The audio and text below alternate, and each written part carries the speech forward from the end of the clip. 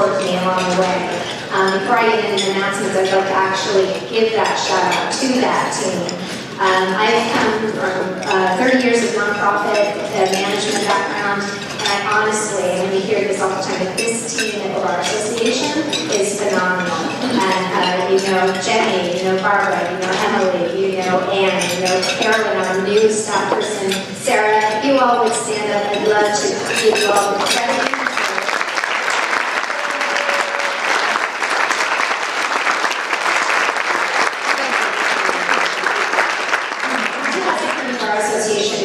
Throughout the state is having a really strong reputation for its collaborative nature and it's just really positive culture. I think our team sees that, but it's also a reflection of all of you, the members, the speakers, the section leaders, everyone who makes our organization thrive. So thank you so much. I wanted to kind of get a little housekeeping out of the way. As always, in every session, we have the sign-in sheets at the back, so make sure you sign in for the MCLE. We also have evaluations that helps us determine how effective and productive and intentional the programs are, so please take the time to complete those so that we can plan for a better program. Not that it can ever be better than the third year, but more improved in the future. Again, as always, these events can't happen not only without your attendance, your support, but our sponsors as well. So I'd like to make sure we take time to thank them. Many of them have tables out in the foyer. If you've not visited them to say hello and learn about their services and products, please do. We have our event benefactor jams. We have our event presenter, APR Services. Our event patron, Cleo. Our event partners, the Key, Industrious, DLCCS. Our session sponsors, Hanson Bridget and Carnati, please forgive me if I mispronounced that, Realty. Did I get that right? Okay, thank you. Our event supporters, Judith West and Lucent. And the cocktail reception sponsors, I hope you'll all join us this evening, Patrick Townsend, LawPay, and the Bar Association's Intellectual Property section. So please join me in thanking our sponsors.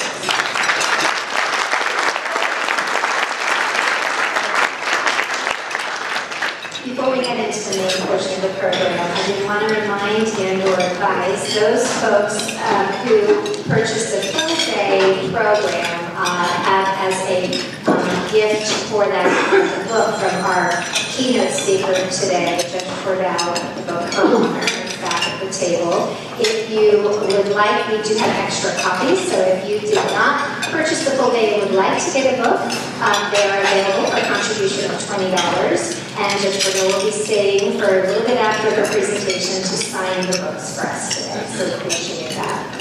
I'd like to introduce Erica Kletz. She is with our, excuse me, I'm so sorry. I need to read my notes. She is representing JMCLE that is sponsored. She will be making some introductions. Erica.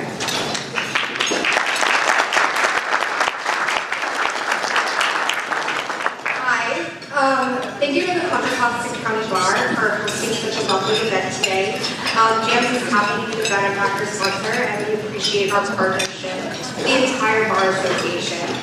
I especially want to recognize Jody Hines and Ian Wolf and the rest of the CCCBA team. It's been wonderful working with you and partnering with you, also getting to know you all. We continue to be impressed by this event, and we're so happy to be here in person with all of you. I'm going to introduce Judge Pierce, and then introduce Judge Cordell. Judge Mark Pierce joined JAMS after having spent 30 years in the private practice as a litigation attorney and 15 years as a judge for the Santa Clara County Court. He primarily handled civil litigation matters. He was appointed to the court in 2005, spent 10 years in the civil litigation department.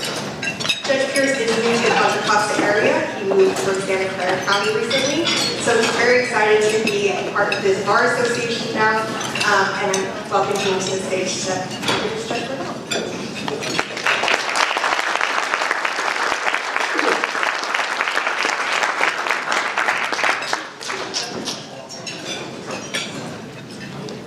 Thank you so much, Erica.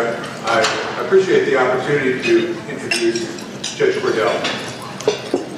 Judge Cordell has been a fixture in Santa Clara County in her various functions for many years. When I look at her resume, I can't imagine how long she has been involved in a long time, she said. There's many things that she has done in Santa Clara County. Some of the most prominent things are the fact that she was appointed by Governor Jerry Brown to be the first African-American female judge in Northern California. She was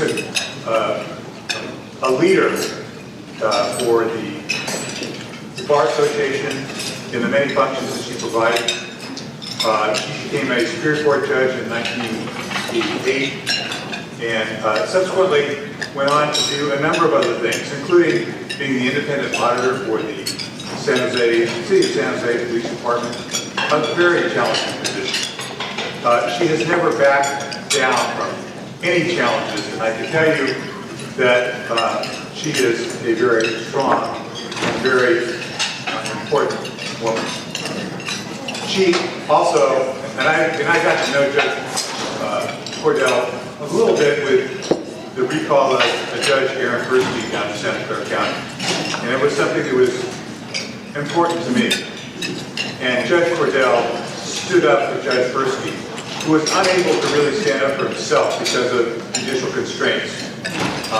And while he was not re-elected to office, the fact that Judge Cordell was so strong and so powerful in the message that she gave to support the judiciary was greatly appreciated by everyone. She's now written a book, and I can tell you, I haven't read the book, but I can tell you that I have no doubt that the opinions and the issues that she raises in her book are undoubtedly provocative and important for all of us to read and consider. So if you have an opportunity, if you're not getting a copy of the book, I strongly recommend that you buy a copy because I think that there are probably some very important and comments to be made on our judiciary and our judicial system. So, without any further ado, I'd like to introduce to you Judge LaDoris.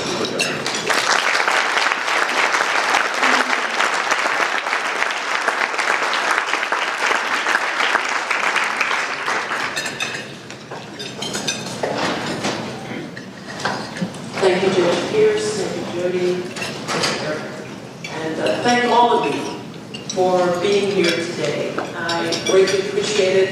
I actually had a wonderful drive from where I live in South Bay up here, no traffic issues at all.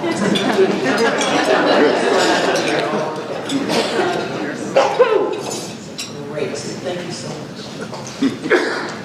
In June 2019, I began writing with her honor about my nearly 2 decades on the bench here in Santa Clara County. It's part primer about the world of state trial court judges, and it's part memoir about my nearly 20 years on the bench. So I call it a new genre. It's a primer memoir.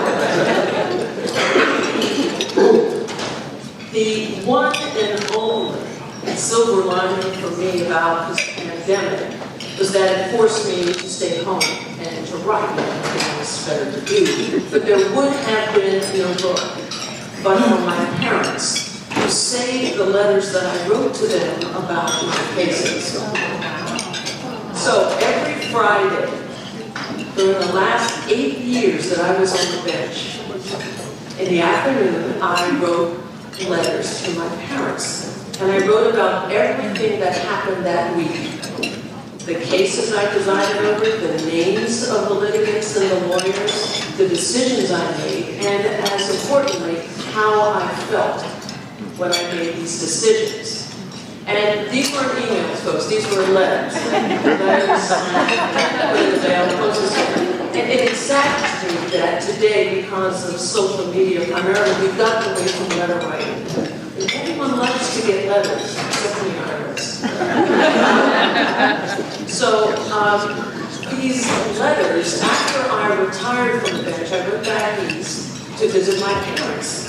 And my mother, who was a very organized person, during my visit, pulls this box out from the middle of the closet, and she said, "What do you want me to do with these?" And my mother, unbeknownst to me, had saved every one of those letters. So, surprised, I packed the letters up and I sent them back here to me in California. And it took me about 2 or 3 years before I could bring myself to read these letters. And when I did, I was surprised, one, by the volume of cases over which I presided, the variety of cases, and it was then that I got the idea that maybe some of these letters might be fodder for a book. So without those letters, I would never have been able to recall the stories that are in the book. And there are some, this is just some of what I wrote about my parents in the first chapter called Bitten by the Judgment.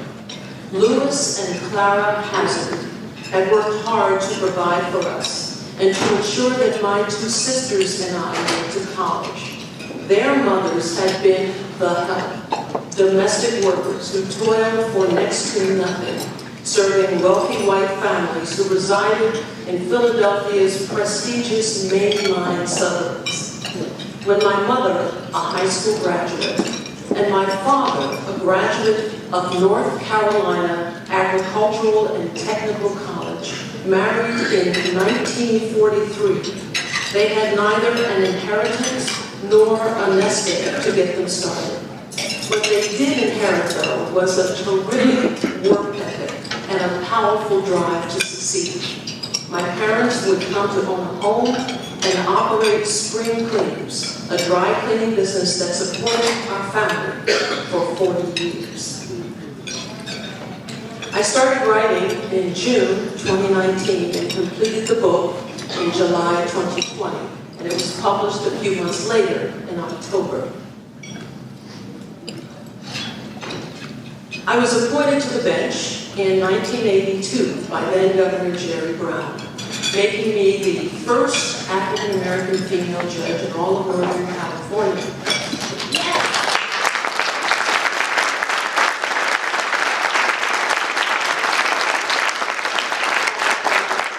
I was sworn in by the Honorable Felton Henderson, who set forth, Felton was my friend, my mentor to this very day, and a guide during the time that I was on the bench.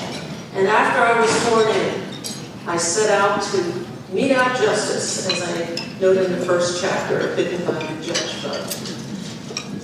So, how did I get interested in going into judging? I talk about that in the first chapter. Let me just tell you briefly. There was a judge in Santa Clara County. His name was Mark Thomas. I didn't know him, but I got this phone call from him one day, and I was, at that time, the assistant dean of the law school at Stanford. And Mark Thomas said to me, we have a judge pro tem program where lawyers with a certain number of years of experience can provide a small claims case, just to give a sense of what it's like to be on the bench. And we don't have any women, we don't have people of color, can I put you on the list? I said, sure.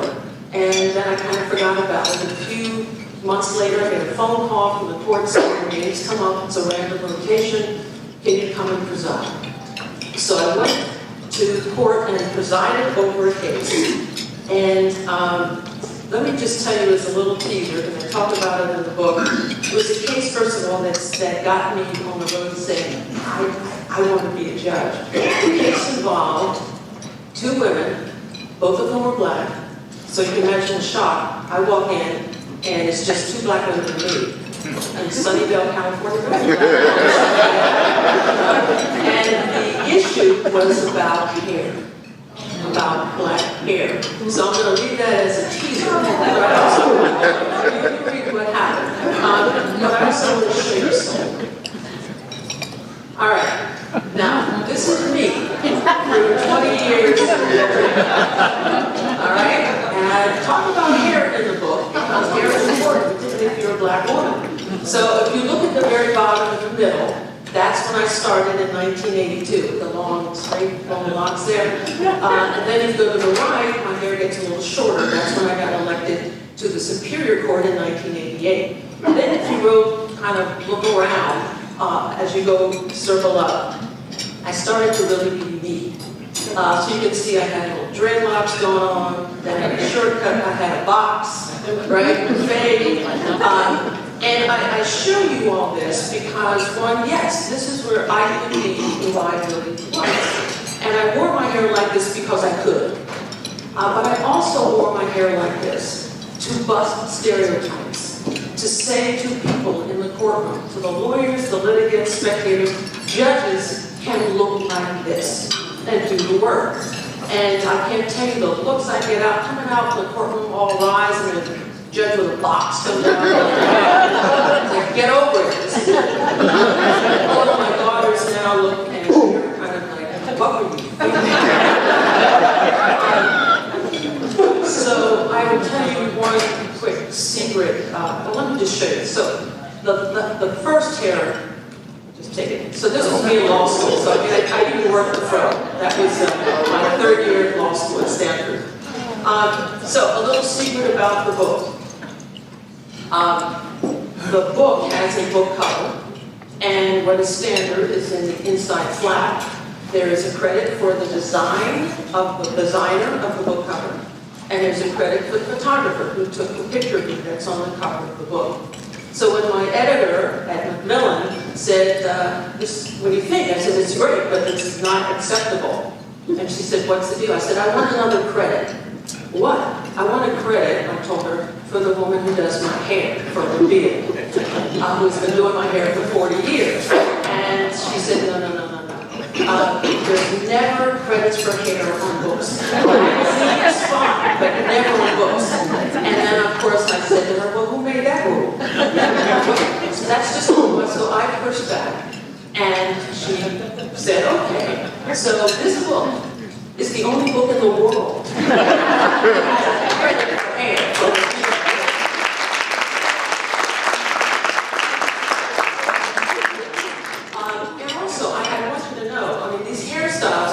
They're really prescient at the time because in 2020, California enacted the Crown Act, and that says that no one can be discriminated against in the workplace based upon how they wear their hair. And that Crown Act was really motivated by the rampant discrimination against black women wearing their hair in natural styles in the workplace. So actually, back in the 1980s, 90s, I was ahead of my time. So let me just show you. That's Rabia. So I want you to see, that is the woman who's done my hair for almost 40 years. And it's a credit on the book. And I just want to show you, this is Benita, who was mentioned frequently in the book. Benita Jones, she was my bailiff. And this was Olga Olivas. So we had a brown and black lady courtroom for a long time. Trial judges, except for a couple. But why? First of all, it took lots of money to run for a judgeship. I raised $70,000. In today's dollars, that would have been $150,000. Mostly from lawyers, some of whom appeared in my court. That's a problem. And that money that I raised, that's a pittance compared to today's elections. And I'm going to read you something from the book about that. Okay. Bear with me 1 second. Here we go. Today, outside special interest groups pour money into contested judicial elections, particularly when state Supreme Court seats are at stake. And why those courts? Because the highest of the state courts have the final word on how state laws are interpreted. As well, they have the last say about whether verdicts in civil and criminal trials are upheld or reversed. According to the Brennan Center for Justice, 1/3 of all elected justices currently sitting on the bench have run in an at least $1 million race. During the 2015-16 Supreme Court election cycle, political action committees, social welfare organizations, and other non-party groups engaged in a record $27.8 million outside spending spree, making up an unprecedented 40% of overall Supreme Court election spending. Unsurprisingly, 56% of that money was contributed by lawyers, lobbyists, and corporate interests. And after the 2010 U.S. Supreme Court decision in Citizens United versus FEC allowed an unlimited flood of money into political campaigns, the floodgates to state judges' campaigns opened as well. And there is something further, and that is the impact that these judicial elections have on decision-making. I'm just going to read a little further. And make sure. So on decision making, and let's see, I just want to make sure I'm going to go off this so I don't go up. Yes. Okay. And again, this is from the book. The Brennan Center analyzed 15 years of television advertising data for state Supreme Court elections to gauge the ads' impact on judicial decision making in criminal cases. Generally, the ads attack judges for being soft on crime or praise them as tough on crime. 3 key findings. 1, the more frequently ads air during an election, the less likely state Supreme Court justices were to rule in favor of criminal defendants. 2, closer to their re-elections, trial judges in Pennsylvania and Washington sentenced defendants convicted of serious felonies to longer sentences than normally imposed for those crimes. And 3, trial judges in Alabama imposed death sentences more often in election years, sometimes overriding life sentence verdicts handed down by juries. Judges are not politicians. Politicians make promises to voters to appeal to whatever it is their constituents want, and that's fine. But unlike politicians, judges are independent. The only promise a judge can make is to adhere to the rule of law. Judges are held accountable by appellate courts who review their rulings and their decisions, by disciplinary commissions, and by properly run recall elections. So it is my view that judicial elections should be replaced entirely with independent nominating commissions that are bipartisan, appointed by diverse stakeholders, including non-lawyers, and have clear criteria for vetting candidates. The nominating process should be open, should be transparent, with publicly available data and the diversity of applicants and nominees who may be known to all. So, in the meantime, this is what happens. In San Francisco, 4 public defenders decided to take on 4 sitting judges for only one reason. They were appointed by Republican governors. There was no complaint about their decision-making, no complaints about their demeanor, and no complaints about their rulings. These 4 judges had to gear up, form campaign committees, raise money, and hold fundraisers, and in the end, they did prevail and retain their seats, but at what cost?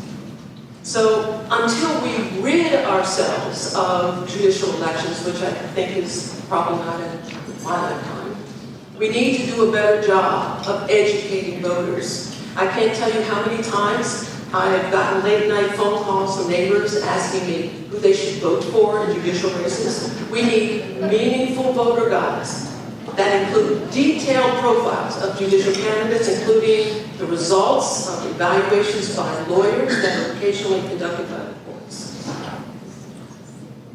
2 words, 7 syllables. Who knew that these 2 words would become so misunderstood, so distorted, and anathema to so many? 2 words so powerful that without them we could literally lose our democracy. Judicial independence. As far back as the mid-1770s, the democratic principle was recognized in the Declaration of Independence when the Continental Congress penned its 27 grievances against King George III, writing, "He has made judges dependent on his will alone for the tenure of their offices and amount and payment of their salaries." more than 240 years later, legal scholars and Supreme Court justices have proclaimed the sanctity of an independent judiciary. Some writing, "Judicial independence in the United States strengthens ordered liberty, domestic tranquility, the rule of law, and democratic ideals. At least in our political culture, it has proved superior to any alternative form of discharging the judicial function that has ever been tried or conceived. It would be folly to squander this priceless constitutional gift to placate the clamors of benighted political partisans." In my book, this is how I began this chapter, titled "J'accuse, Judges Under Attack." There is frequently no warning or signal that a judge's decision is destined to blow up in her face. It could be her umpteenth sentencing decision in her umpteenth criminal case, but for whatever reason, one decision takes on a life of its own with disastrous consequences. That's what happened to Santa Clara County Superior Court Judge Aaron Persky. In 2016, Judge Persky presided over the criminal trial of a 19-year-old Stanford freshman who was charged with the sexual assault of a 22-year-old woman, a college graduate. Both were at a fraternity party on the Stanford campus, and both were highly intoxicated. A jury convicted the student, who before he was even charged with a crime, was expelled from Stanford.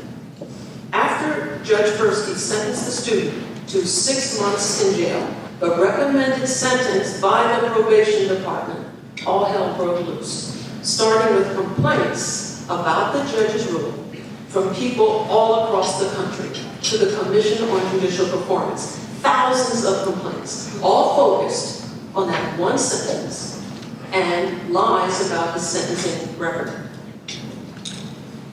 In December 2016, the CJP completed its investigation and issued a detailed report that concluded that Judge Aaron Persky had done nothing wrong, absolutely nothing. And I encourage you to read that report. I have a link to it there. It is an amazing document, the detail that goes into it. The CJP report exonerating the judge did nothing to stave off the mob. He became the target of a recall campaign coordinated by a female Stanford law professor, outraged that the judge had not imposed a prison sentence. This professor, to this day, has never passed a bar exam, has never practiced law, has never represented a client, has never participated in a trial, and has absolutely no training or experience in criminal law. What the recall campaign deliberately ignored, of course, was that the punishment handed down by Judge Persky included requiring this young man, a 19-year-old, to register as a sex offender for the rest of his life. Convicted murderers who have served their sentences are not required to register as murderers for the rest of their lives. This student's punishment was harsher than that of someone who has taken another's life. Before the recall was over, the name Persky would become infamous throughout the country and beyond. So, with more than $1 million, the recall was off to a blazing start. And here's how it worked. And I'm going to show you images that have not been seen publicly for the most part, but I want you to understand exactly what happened during this recall. The recall campaign has sufficient money to send out flyers and mailers throughout the county. So this was one of them, where Aaron Persky's face is put next to Brock Turner's face. Okay? And these were also long signs. And I want you to see this closely. It says, Judge Aaron Persky sentenced Robert Chain to only 4 days in jail for felony child pornography. Now, anybody, particularly anybody, layperson or lawyer, seeing that would be like, oh, that's outrageous. That judge needs to go. The fact is, that never happened. This is all a lie. So Robert Chain indeed got a 4-day jail sentence as a result of a plea bargain asked for by the district attorney. And Aaron Persky wasn't even the one who sentenced him. So, this was a plea bargain. The DA said 4 days is appropriate. Do we see that anywhere on there? No. This is how things went. Again, this was a countywide mail. This was yet another. They're saying, let's just associate him with Donald Trump. This again, mailers and lawn signs throughout the county. Then, I want you to see this, because this wasn't really talked about. On Instagram, Aaron Persky was being followed and trailed all the time. So someone saw him sitting quietly at a cafe near his home and wrote, so this piece of shit eats at my work quite often. He's here now, and I wish an angry mom would tear his ass apart. This is typical of the environment of this recall. Can you go to one? And then someone else posted, I'm 80% positive this is Judge Persky at Specialties downtown. Someone come kick his ass. He's sitting there quietly, and this is what went out all over Instagram. This photo was taken by the family of Brock Turner. They live in Ohio. They're not a rich, white, wealthy family. They're a middle-class family. And these are armed protesters that were throughout the recall. This is after Brock Turner had been sentenced. Throughout the recall were across the street from the Turner's home. Encouraged, by the way, by the professor running the recall here, getting everyone inflamed.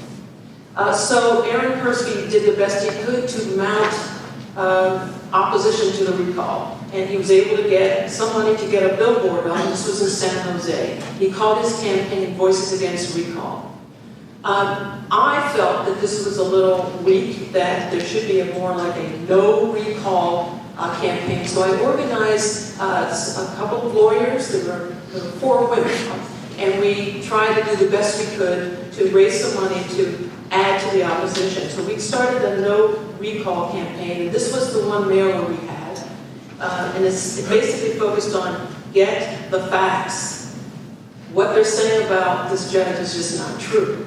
In addition, we were able to, on the flip side of this, get the district attorney, the public defender, and you can see a photo of me, they're saying against the recall. Get the facts. Do not just go on what you have been seeing. So then it gets a little even more interesting, because I ended up getting a letter.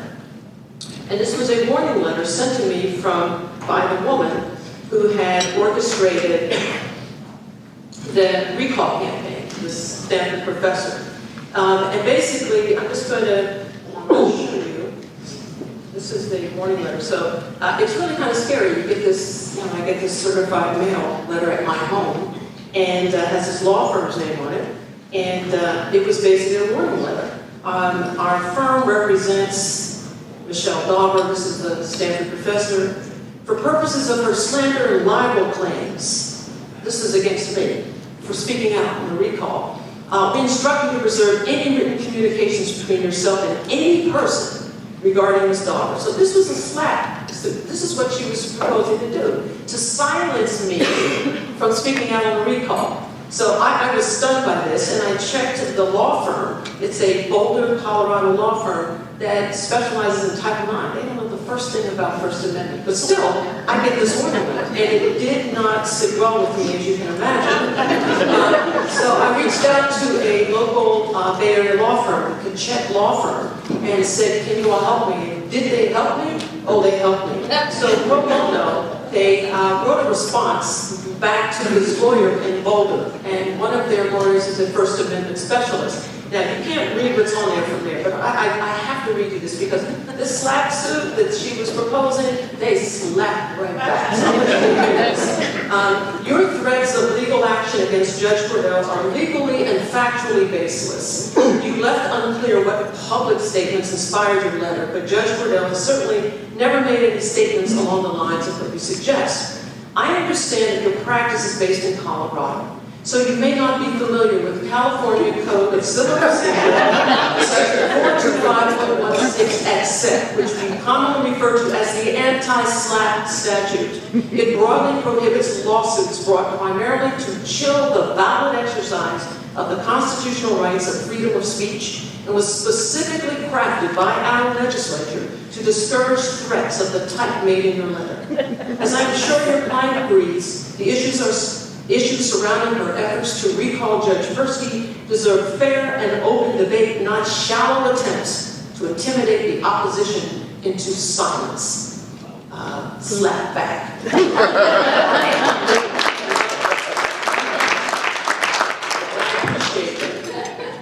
All right, so warning letters, letters back, and then there's more.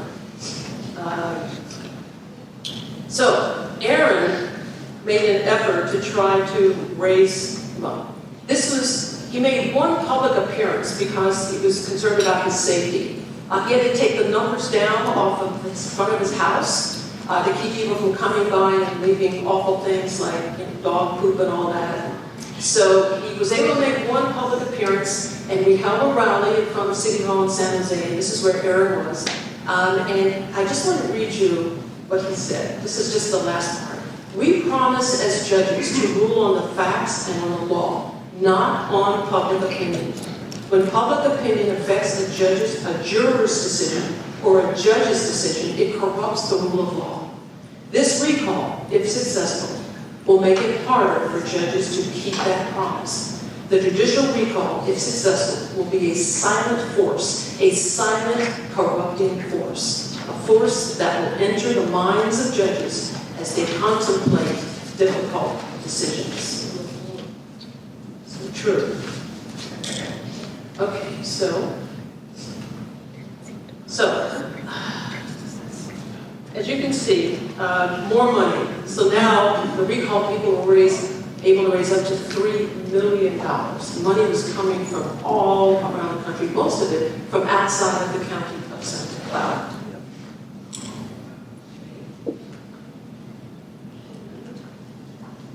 All right, so Aaron loses the recall. He is immediately removed from the bench, and he lost his pension as well. So 14 years in, 13 years in, no pension, no job, and it immediately happens. So it didn't stop there, because after that, Michelle Dauber asked for attorney's fees of $160,000, personally, to Aaron personally. So he didn't have that money. So Aaron reached out and he had to do a fundraising letter that basically says, and I have just a part of it, the retired Superior Court judge who ruled in the case in chief agreed ultimately ordered me to pay over $163,000 in attorney's fees and costs to the law firm. And so he issued this letter to try to raise some money. He was able to negotiate the amount down to $135,000. And that's what he had to pay, personally. So he lost his job, he lost his pension, he lost his reputation, and he lost $135,000 on top of it. When the recall, let me just show you this final one. This is the one that's just heartbreaking. So when we were trying to get the recall going, we asked Aaron for a photo of his family. Because most people didn't know that his wife is of color, and he has biracial children. He was accused of being this white guy, and he's just favoring white women. No.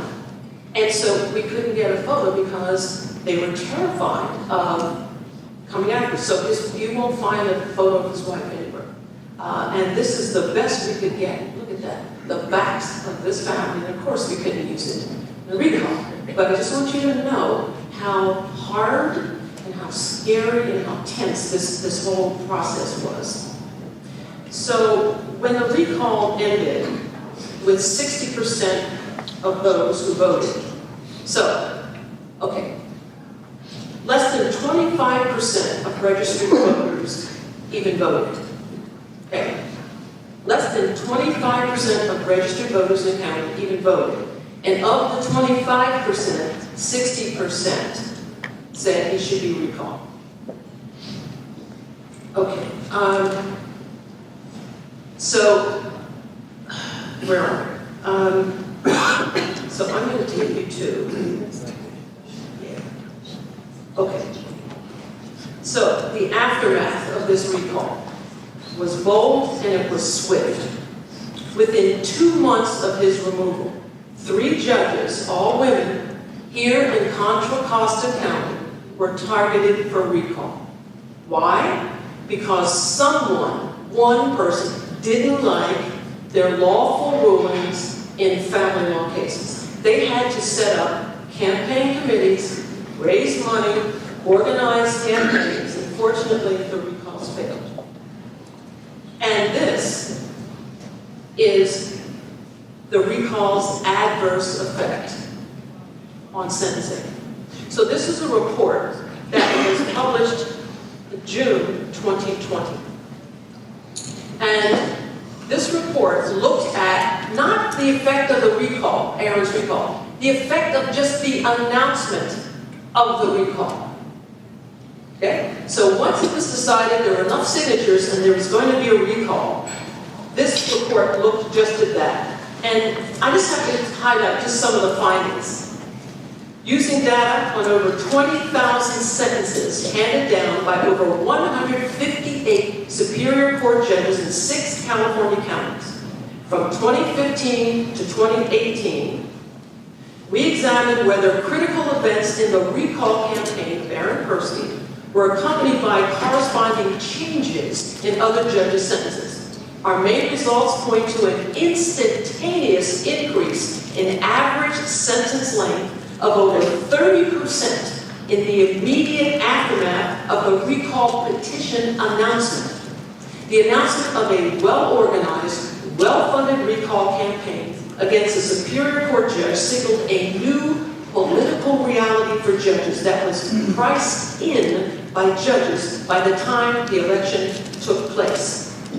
Further, minority defendants, I prefer defendants of color, not a minority, person of color.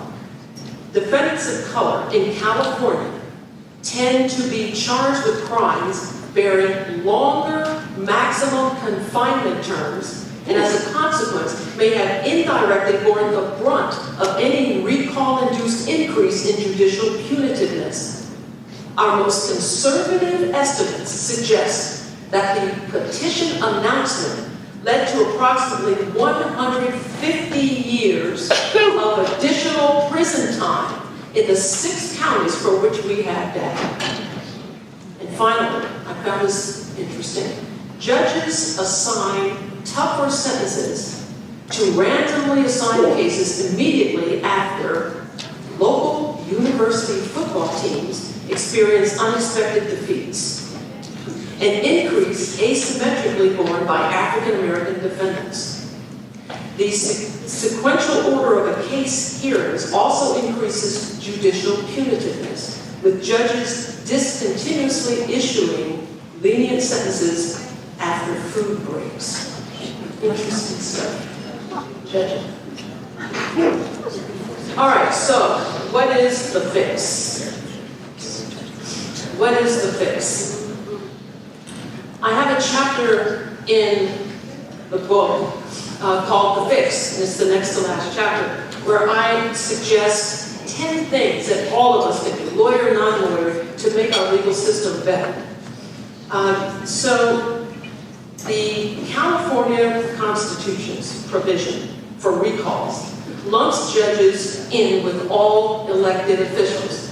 Judges are not politicians. But it paints politicians and judges with the same brush, and therein lies the problem. It's just one sentence in the Constitution. Recall is the power of electors to remove elected officials. I am not opposed to judicial recall elections.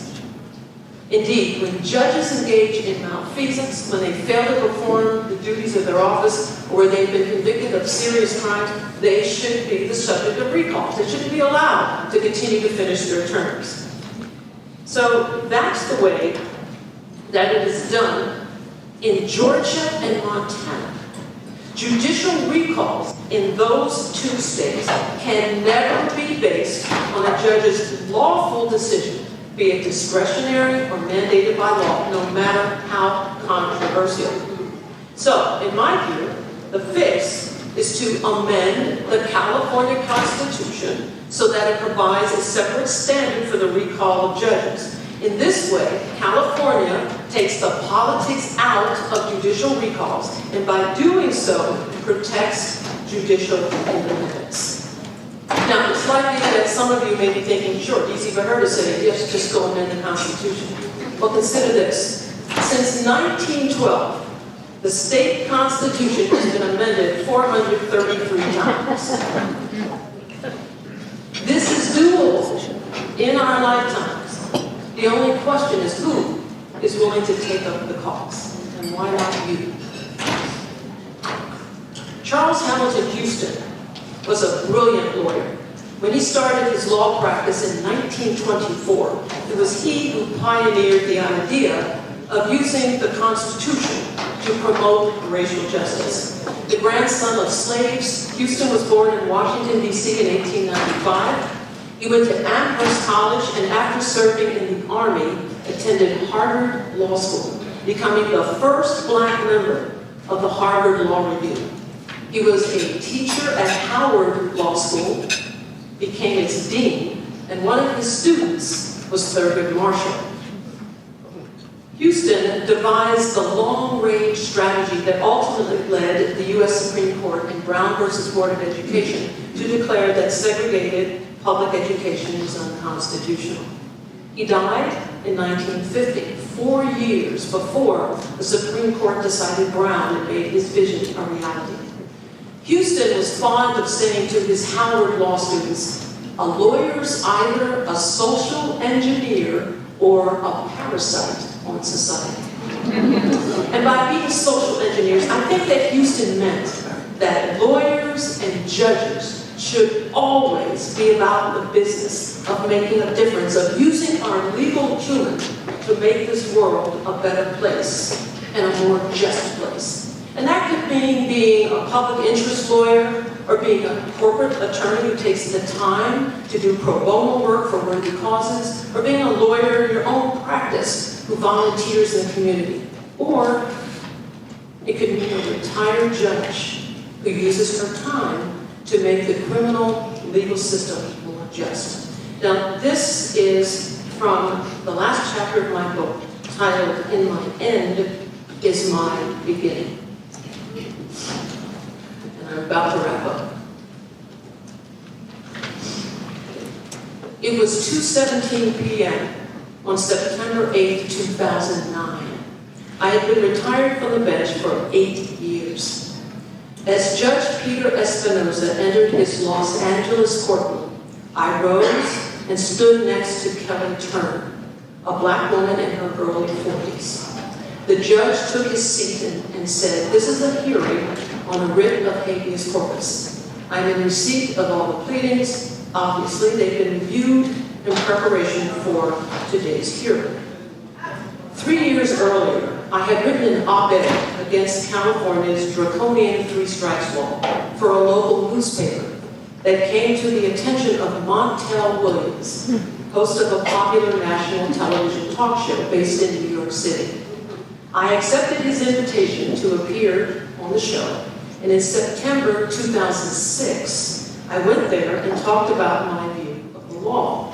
The other guests on his show were 2 black women whose sister, Kelly Turner, was in her 11th year of a life sentence for a third strike, possession of a stolen check, and the amount of $144. So, I decided to undertake the case of Kelly Turner to see if there's a way to get her out from under this life sentence. And in doing so, I enlisted a San Francisco corporate attorney, Roy Bartlett. He'd never done criminal cases before, as my co-counsel. And then I recruited as experts and advisors a forensic psychiatrist, a highly respected retired appellate judge, and an equally respected appellate attorney, all of whom donated their time to this undertaking. In August 2009, after more than 2 years I spent researching and writing with Roy, we completed a petition for a writ of habeas corpus, a request for Kelly's release due to what we believe was a sentencing error, and we lodged it with the Los Angeles County Superior Court. By then, Kelly was in her 14th year of a life sentence for possessing that stolen check. So, I want you to see what happened. So, this is me with Kelly. I hadn't seen her in 2.5 years from the time I went to visit her in 2006. And we're sitting in the courtroom, and that's the prosecutor sitting who decided not to oppose our petition. And this is right after the judge ruled that Kelly was to be freed, that she was to be released. And so that's Kelly, and then this is Roy Barker, this corporate attorney who volunteered his time. You can see Kelly is still in her handcuffs there, still didn't let her out of the cuffs. And this her family members, her 2 sisters that showed up along with just a few family members who can see her smiling because the judge has just ruled that Kelly is now free.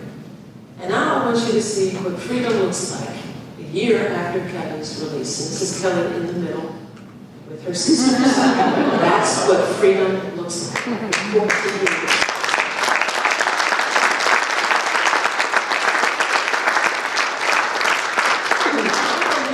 There is much that is good about our legal system.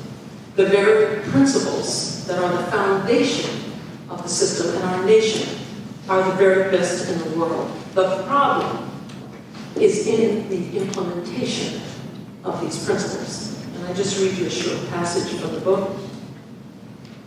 Created by property slave-holding white men, the system did not envision women, people of color, LGBTQ individuals, and poor white males as beneficiaries of the principal constitutional guarantees of due process, equal protection, and fair trials. As a result, judges impose sentences that populate our jails and prisons with disproportionate numbers of black and brown people. Prosecutors use peremptory challenges with abandon to whitewash juries. And our state and federal benches are primarily the province of white males. These are the consequences of a legal system predicated on exclusion.